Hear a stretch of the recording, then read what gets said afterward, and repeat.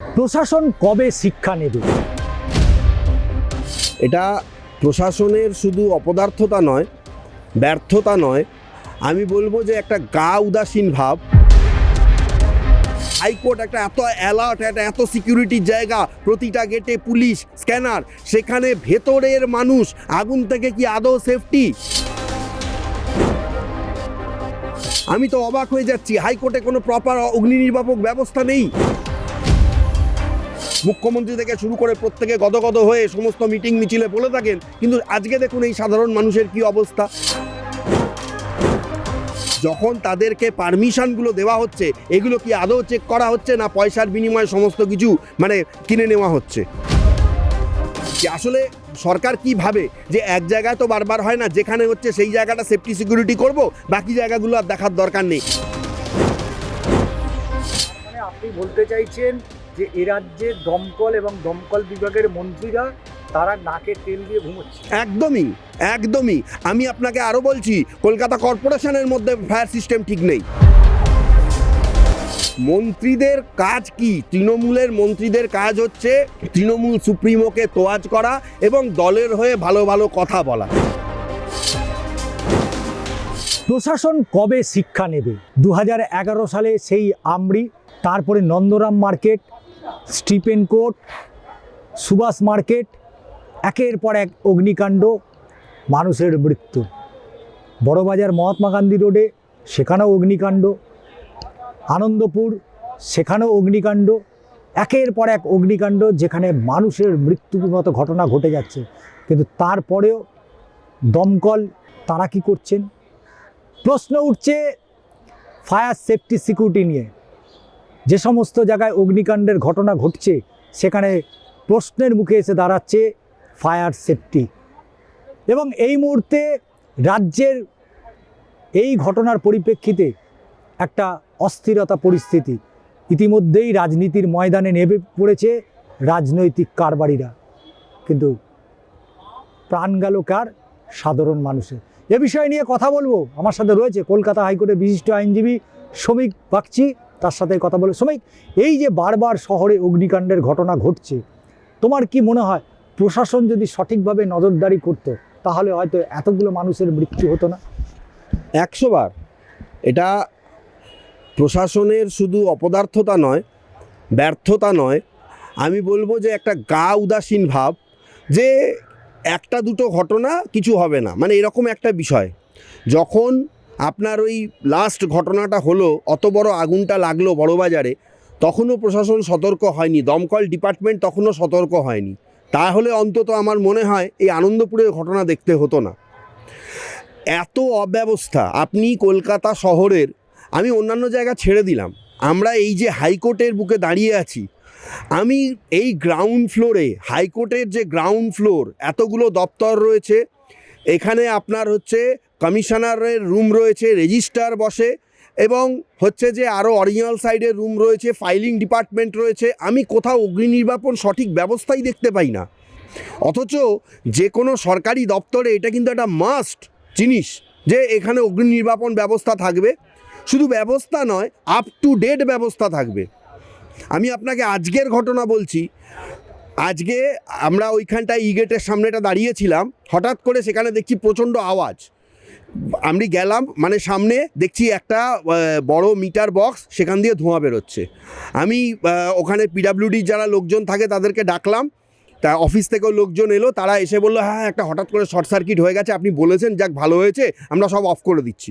সব of top করে ওরা চেক করলো, চেক করে বললো যে প্রায় শর্ট সার্কিট হয়ে যাওয়ার মতন অবস্থা। কিছু মেশিন টেশিন চেঞ্জ করে আধ ঘন্টা পরে সম্পূর্ণ হাইকোর্টটাকে কিন্তু কারেন্ট অফ করে দিল। যাই হোক, তখন প্রায় ওয়ার্কিং আওয়ার শেষ হয়ে গেছিলো। হ্যাঁ, মোটামুটি করে ওরা করলো। আমি এটা দেখতে পেলাম না যে আজকে ধরুন, আজকে এটা আমার চোখে পড়লো। আমি বলতে চাইছি, ভবিষ্যতে মানুষ তো সেফটির জন্য এগুলো লাগায়। আমি রাজনীতির মধ্যে যাচ্ছি না। এই হাইকোর্টের বুকে, যেখানে সারা পশ্চিমবঙ্গের এত বড় বড় হাই প্রোফাইল কেস হয়, সারা পশ্চিমবঙ্গের মানে কি বলবো, সমস্ত বড় কেসগুলো হয়, এবং হাইকোর্ট একটা এত অ্যালার্ট, একটা এত সিকিউরিটির জায়গা, প্রতিটা গেটে পুলিশ স্ক্যানার, সেখানে ভেতরের মানুষ আগুন থেকে কি আদৌ সেফটি? আমি তো অবাক হয়ে যাচ্ছি, হাইকোর্টে কোনো প্রপার অগ্নি নির্বাপক ব্যবস্থা নেই। মানে আমি আতঙ্কিত আজকের এই ঘটনা দেখার পর। কয়েক মাস আগে আপনারা জানেন আগের বছর কীরকম আগুন লেগেছিল টেম্পল চেম্বারে, সেখানেও অনেকের ফাইল পুড়ে গেছিলো, বিকাশদার মানে চেম্বারের নিচটা প্রায় পুড়ে গেছিলো, অনেক ক্ষয়ক্ষতি হয়েছে। এই আনন্দপুরে আজকে যারা অগ্নিদগ্ধ অবস্থায় মানে এইরকম ছটফট করছেন, আপনাদের চ্যানেল দেখাচ্ছে, মানে আমি কি বলবো, আমার কোনো মুখের ভাষা নেই। কার জন্য আজকে তাদের প্রাণটা চলে যাচ্ছে বলুন তো, বা চলে গেছে যাদের, কাদের জন্য গেল, কার গাফিলতিতে গেল? দেখুন, পরে হয়তো অনেক চাপানোতর হবে, এইখানে আগুন লাগানো হয়েছে বা এইখানে শর্ট সার্কিট করানো হয়েছে, হ্যাঁ কারখানা ছিল ফাঁকা করা, কিন্তু আমার বক্তব্য হচ্ছে যে একটা দপ্তর, ফায়ার ব্রিগেড দপ্তর, তাদের কিছু নর্মস রেগুলেশনস রয়েছে। যে কোনো একটা সংস্থা চালাতে গেলে, সেটা কোনো বড় অফিসে হোক, সেটা কারখানা হোক, বা সেটা কোনো আপনার হচ্ছে সরকারি কোনো প্রতিষ্ঠান হোক, সেখানে কিন্তু ফায়ার সার্ভিসেস মাস্ট। চোখে বৃদ্ধাঙ্গুষ্ঠ দেখিয়ে সারা কলকাতা শহরে, সারা পশ্চিমবঙ্গ আমি ছেড়ে দিচ্ছি, সারা কলকাতা শহরে এই অগ্নি নির্বাপক ব্যবস্থাকে চোখে বৃদ্ধাঙ্গুষ্ঠ দেখিয়ে, মানে পুরো বৃদ্ধাঙ্গুষ্ঠ দেখিয়ে টোটাল জিনিসটাকে আনসেফ করে রেখে দেওয়া হয়েছে। কিভাবে একটা বিল্ডিং যখন ছাড়পত্র পাচ্ছে, কেএমসির ছাড়পত্র পাচ্ছে, সেখানে অগ্নি নির্বাপকের ছাড়পত্র তারা কিভাবে জোগাড় করছে, যেখানে প্রপার কোনো কিছুই নেই। আপনি দেখুন এই হাইকোর্টের, আমি বারবার বলছি, আপনি লালবাজারে গিয়ে দেখুন কি পরিস্থিতি, ভেতরে কোনো একটা অগ্নি নির্বাপক ব্যবস্থা কাজ করে না। মেট্রো স্টেশনগুলোতে দেখুন, আমরা এখানে সাধারণ মানুষ যেখান দিয়ে প্রতিনিয়ত যাওয়া আসা করে, আপনারা জানেন বহু আগে মেট্রোতে একবার এরকম অগ্নিকাণ্ড হয়েছিল।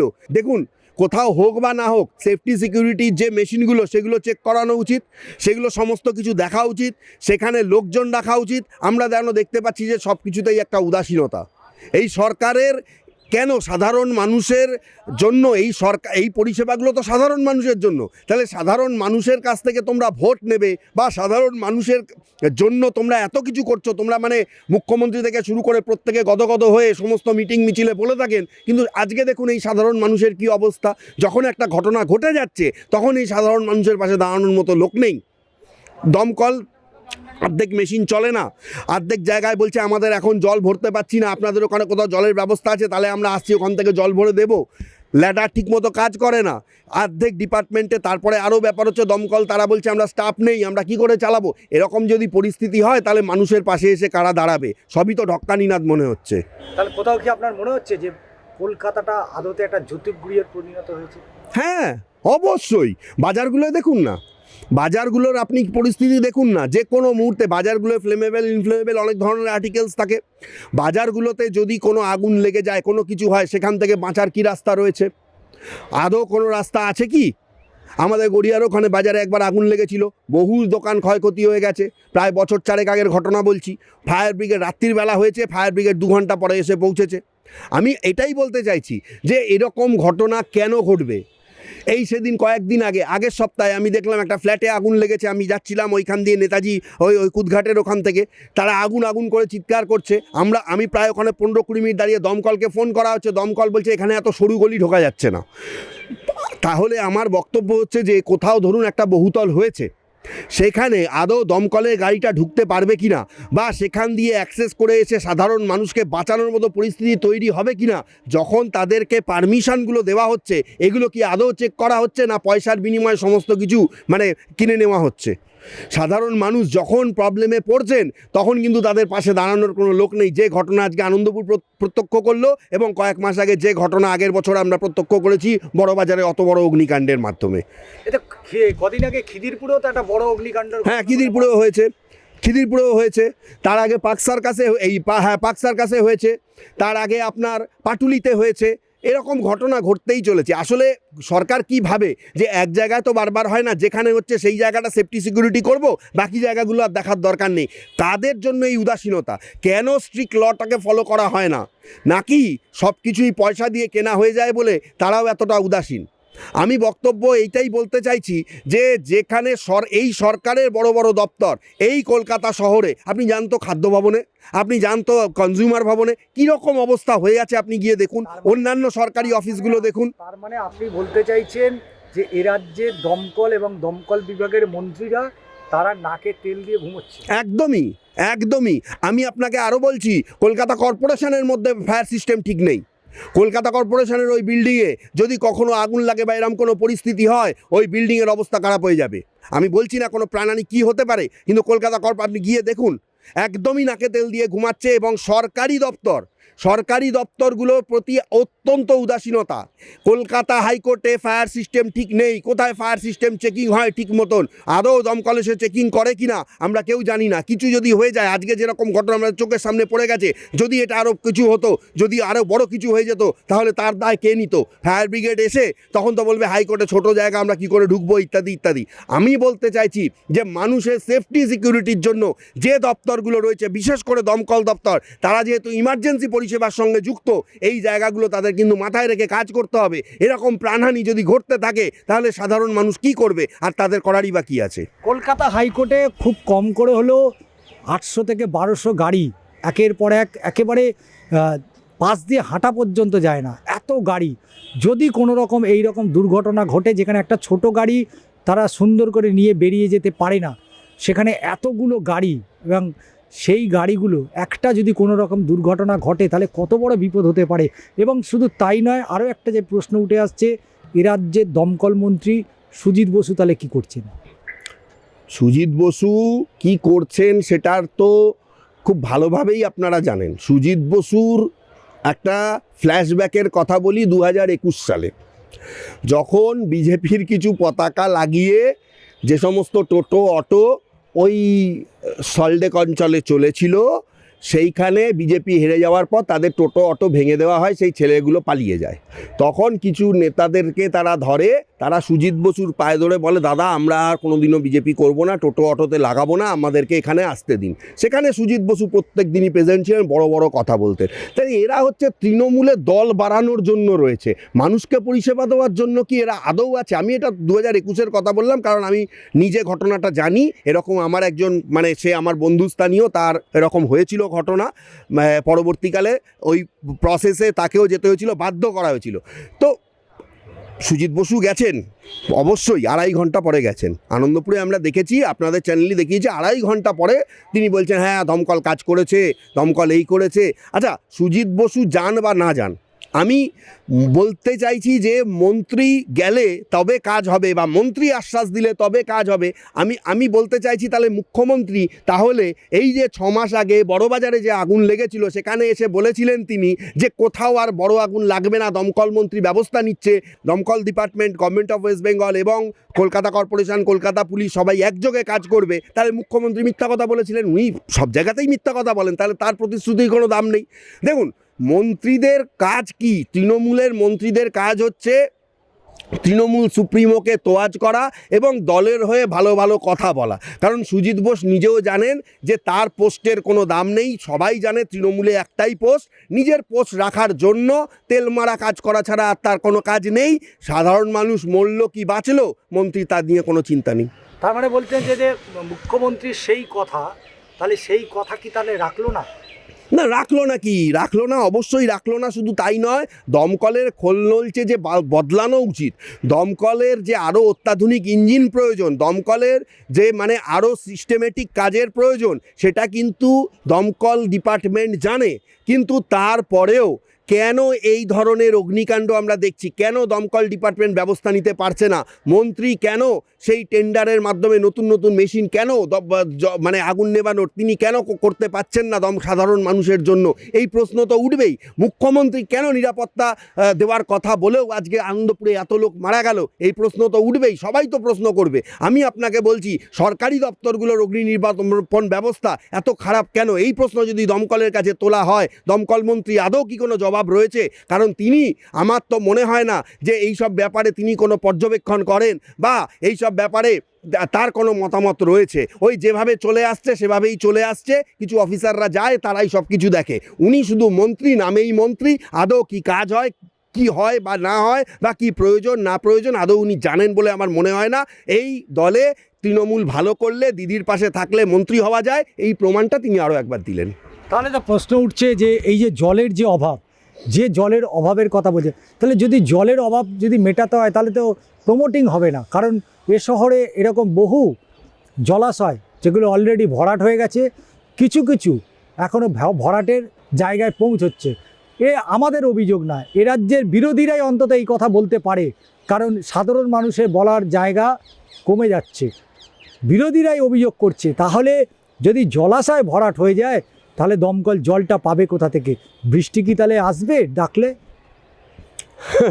দেখুন, দমকল কোথা থেকে জল পাবে এটা তো তাহলে দমকলের একটা চিন্তা ভাবনা করা উচিত। যার জন্যই তো আমি আপনাকে বলছি, দমকল এখন বলে যে আমাদের মানে কোনো একটা মেশিনে বলে যে এইটুকু জল আছে বা জল নেই, বা ওইখান থেকে একটা মেশিন আসবে, তার মধ্যে জল ট্যাঙ্কে জল ভরা নেই, এই মুহূর্তে ভরতে পারছি না। কারণ বেশিরভাগ দমকলের এখন যা পরিস্থিতি সেগুলো হচ্ছে যে কর্পোরেশনের যে লাইনগুলো দমকলের বিভিন্ন অফিসে আছে সেইখান থেকেই তারা জলটা নেয়। কোনো জায়গায় গিয়ে জল নেওয়া এইটা মানে খুব ডিফিকাল্ট তাদের পক্ষে। একটা জায়গায় আমি দেখেছিলাম আগের বছর আলিপুর জজকোর্টে একটা ছোট আগুন লেগেছিল, সেখানে দমকল বারবার বলছে আমরা কিন্তু জল নিতে পারিনি, মানে একটা গাড়ি বেরিয়ে এসছে, তারপরে একটা গাড়ি জল ভরার আগে আপনারা বলছেন বেশি আগুন হয়ে গেছে, আমরা ওখান থেকে জল তুলে আমরা ওটাকে মেটানোর চেষ্টা করব। তো ওইখানে একটা পুকুর মতো আছে, সেটা থেকে করেছিল তারা, সেই আগুনটা তারপরে আস্তে আস্তে নিভে গেছিলো, সেটা আমার চোখের সামনে দেখা। তো আমি এইটাই বলতে চাইছি যে দমকলের এখন পরিস্থিতি খারাপ, কারণ সত্যিকারের বলতে কি পুকুর নেই, কোনো সেরকম জায়গায় জলাশয় নেই শহরের মধ্যে, কোথায় গিয়ে জল নেবে? আর একটা এলাকায় যদি আগুন লাগে, অন্য এলাকা থেকে ধরুন অন্য এলাকায় কোনো ধরুন আমি ধরে নিলাম যে কোনো সরোবর থেকে জল নিল, বা যদি এখন আগুন লাগে আনন্দপুরে, আর দমকল যদি ভাবে আমি রবীন্দ্র সরোবর থেকে জল তুলে আনন্দপুরে যাব, তাহলে তো আরও বেশি পুড়ে সেখানে হয়ে যাবে। সুতরাং এই পরিস্থিতি এইগুলো কেন? দেখুন এইগুলো কি হয়েছে, ইল্লিগাল কনস্ট্রাকশন যেভাবে বেড়েছে এবং কর্পোরেশন পয়সা খেয়ে, ঠিক আছে, পয়সা খেয়ে সেটাকে যেভাবে পাস করিয়েছে, কারণ আপনারা জানেন যে লাইসেন্স মানে এখন বহু বিল্ডিং হচ্ছে উইদাউট স্যাংশন প্ল্যান। তাছাড়াও deviation of the sanction plan একটা এই হাইকোর্টেই দেখানো হয়েছিল একটা মামলাতে, আমি সেই মামলায় ছিলাম। Deviation of the sanction plan, court তো দেখে প্রচণ্ড রেগে গেছিলো। মানে ক্যালকাটা কর্পোরেশন কি বলেছে, যদি আপনার স্যাংশন না থাকে, সামান্যতম দেখা যাচ্ছে যে একটা আপনি দোতলা করতে পারেন, সেখানে আপনি 3 তলা করে ফেলেছেন কোনো কারণে ফ্ল্যাট, ঠিক আছে, মানে G+4 করে ফেলেছেন, deviation of the sanction plan ধরা হবে, এই পার্সেন্টেজের উপর এত টাকা দিলে ওটাকে স্যাংশন হিসেবে গণ্য করা হবে। নোটিফিকেশন দিয়েছিল কলকাতা কর্পোরেশন, সেটাই হাইকোর্ট পরবর্তীকালে সেটাকে স্টে দিয়েছে যে এইভাবে ইল্লিগালভাবে দেওয়া যায় না। আমি বলতে চাইছি এই রকম ঘটনা আকচার ঘটছে, আমরা কতটুকু জানি, কতটুকু আমরা ভেতরটা দেখি? আমরা শুধু বাইরেটা দেখি, এবং যারা রাজনীতি করেন তারাও শুধু মানে এই যে বাইরে বাহ্যিক দিকটা, এর ভেতরটা তো পুরোই ফাপড়া। কারণ হচ্ছে যে এই কর্পোরেশন তারাই আজকে এই বিভিন্ন জায়গায় জলাভূমি বন্ধ করে হলেও বহু জায়গায় বহুতল হচ্ছে, সেটা মেয়রও জানেন, কিন্তু মেয়রকে কোনো দপ্তর থেকে পয়সা দেওয়া হয়েছে বা কোনোভাবে সেটিং করা হয়েছে, মেয়রও সেই জন্য নিশ্চুপ, সেখানে বিল্ডিং হয়ে যাচ্ছে। আজকে সেই বিল্ডিংয়ে যদি লোক মারা যায় বা সেই বিল্ডিংয়ে যদি আগুন লাগে, তখন ওর দিকে আঙুল তোলা ছাড়া আর কোনো উপায় নেই। বিল্ডিংয়ে কোনো ফায়ার নির্বাপন ব্যবস্থাও নেই, কলকাতার বড় বড় অফিসগুলোতে নেই। মানুষ কোথায় বাস করছে? কলকাতার থেকে রিস্ক শহর, আমি তো এখন ভারতবর্ষে অন্য কোথাও আছে কিনা আমার সন্দেহ। আমি কয়েকদিন আগে ত্রিপুরা গেছিলাম, ওইটুকু একটা ছোট্ট শহর, সাজানো গোছানো একটা ছোট বিল্ডিং, সেখানেও ফায়ার নির্বাপন ব্যবস্থা কত সুন্দরভাবে। আর কলকাতায় আপনি দেখুন বড় বড় বিল্ডিং, হাইকোর্টে ফায়ার নির্বাপন ব্যবস্থা সঠিকভাবে নেই, অন্যান্য সরকারি দপ্তরগুলোতেও নেই। শেষ প্রশ্ন তাহলে তো এই কথা বলতেই হয়, মুখ্যমন্ত্রী সেদিন যে কথা বলেছিলেন সেখানে বিন্দুমাত্র ভুল নেই। জল ধরো জল ভরো, এই জল ধরো আর জল ভরো এই প্রকল্প যদি সত্যি বাস্তবায়িত কলকাতা শহরে হতো, বিভিন্ন জলাশয়গুলোকে যদি ধরে রাখা যেত, তাহলে হয়তো জলের অভাব হতো না। 100 বার এটা তো 100% সত্যি ঘটনা। যদি এইটা সত্যিকারেরই করা যেত, এত জলাভূমি বন্ধ হয়ে যেত না, এত জলাভূমি বুঝিয়ে এত বহুতল করা যেত না। কারণ পয়সা দিলে এখনকার দিনে সমস্ত কিছুই করা যায়।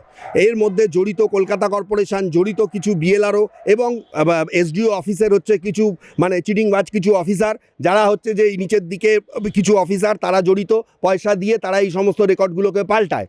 আর মুখ্যমন্ত্রী মুখে যাই বলুন না কেন, তিনি খুব ভালো করেই জানেন যে দপ্তরে চিটিংবাজি চলে, যদিও তিনি হয়তো স্বীকার করবেন না, কিন্তু আমরা জানি কোথায় কাজ হচ্ছে। ওনাকে বলতে হয়, আপনার মিডিয়ার সামনে বড় বড় কথা বলতে হয়, নাহলে রাজ্যের মুখ্যমন্ত্রী লোকে কি বলবেন, তিনি এসে একটা ঘোষণা করে দিলেন এই রাজ্যকে চাকরি দেবে, এই দেবে, কিন্তু যে মানুষটা মারা গেলেন বা যাদের আজকে বাঁচানো যেত, যদি দমকল সঠিকভাবে কাজ করত, বা যদি ওখানে সঠিকভাবে মেশিন পৌঁছাতো, বা নিরাপত্তা ব্যবস্থা যদি সঠিক থাকতো, সেই জায়গাটার জন্য পরবর্তীকালে সেখান থেকে শিক্ষা নিয়ে যে এই দমকল দপ্তর অন্যান্য বিল্ডিংগুলোর ক্ষেত্রে খুব স্ট্রিক্ট হবে, সেই রকম কোনো পরিকাঠামো কিন্তু আমরা সেই বড়বাজারের পরেও দেখিনি, খিদিরপুর আগুনের পরেও দেখিনি। আশা করি এরপরে তাদের টনক নড়বে, না হলে এরকম ঘটনা চলতে থাকবে। অত্যন্ত মর্মান্তিক ঘটনা আনন্দপুরে, এবং এই মর্মান্তিক ঘটনায় যেখানে এতগুলো মানুষের মৃত্যু হয়েছে। তবে এই মৃত্যু শুধু কি এখানেই থেমে যাবে? তাহলে প্রশাসনের যে নজরদারি, সেই প্রশাসনের নজরদারি আর কি বাড়বে না? যদি প্রশাসনের সঠিক নজরদারি চলতো তাহলে বেআইনি রমরমিয়ে চলা ব্যবসাগুলো কবেই বন্ধ হয়ে যেত, এবং সেই বেআইনি ব্যবসা কারবারিরা যেখানে আজকে কাজ করে এতগুলো মানুষের মৃত্যু হয়েছে। এবং যেহেতু 26-এর বিধানসভা নির্বাচন, সেই নির্বাচনের আগে ডান বাম প্রত্যেকেই কিন্তু এখন আনন্দপুরের সহমর্মিতা হয়ে ওঠার চেষ্টা করছেন, কিন্তু এখানেই কি তাহলে শেষ?